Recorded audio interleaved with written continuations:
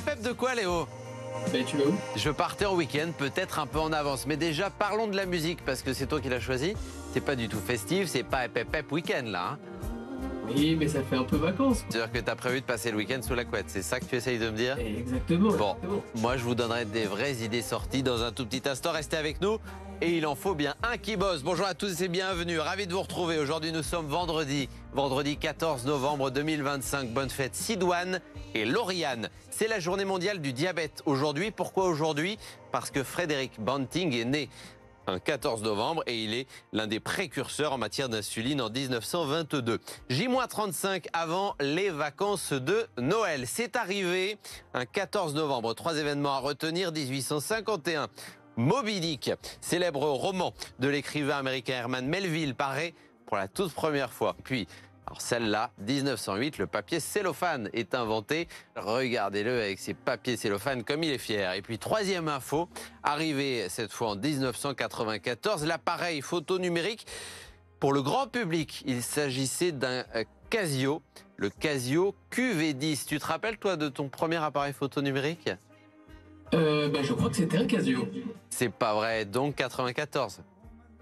Ah non, je suis né après. Ah, t'es né après, c'est ce que tu nous dis en tout cas. Voilà pour les 3 infos à retenir aujourd'hui. Allez, le temps ce vendredi sur un autre département, le Nord et le Pas-de-Calais. Après une matinée assez grise sur le littoral et plus clémente dans l'intérieur des terres avec quelques éclaircies. Cet après-midi, les nuages se morcellent un peu, de très très rares gouttes. Et globalement, le soleil s'impose aux côtés de nuages toujours assez épais. Côté température, vous allez compter au mieux 15 à Berck, 15 au Touquet, 14 à Boulogne-sur-Mer, 16 à Calais, 14 à Dunkerque, 17 la maximale du côté de Lille, de Lens ou encore de Cambrai. Pour la suite, alors notamment ce week-end, regardez, demain ça s'annonce gris, dimanche également avec des averses, lundi quelques éclaircies et les températures qui vont franchement baisser la semaine prochaine et passer en dessous des 10 degrés.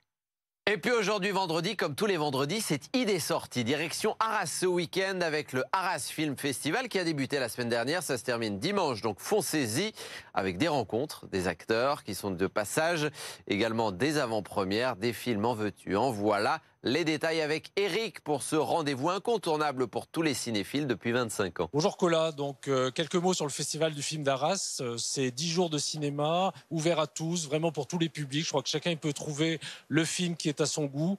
Il y a aussi des films pour les enfants, la famille, des films pour les cinéphiles. Puis lorsque vous êtes moins cinéphile, c'est d'abord un festival de cinéma européen. Et puis c'est un festival où on peut voir aussi des grandes avant-premières de cinéma français en grande exclusivité, en présence des artistes. Ça va de Jonathan Cohen à Léa Drucker, en passant par Gérard Jugnot. Bref, il y en a pour tous les goûts.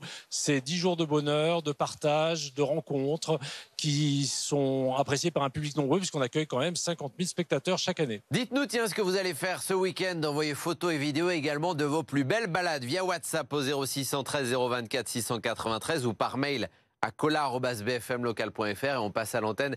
Tout ce que vous nous envoyez lundi, c'est promis. Excellent week-end à tous.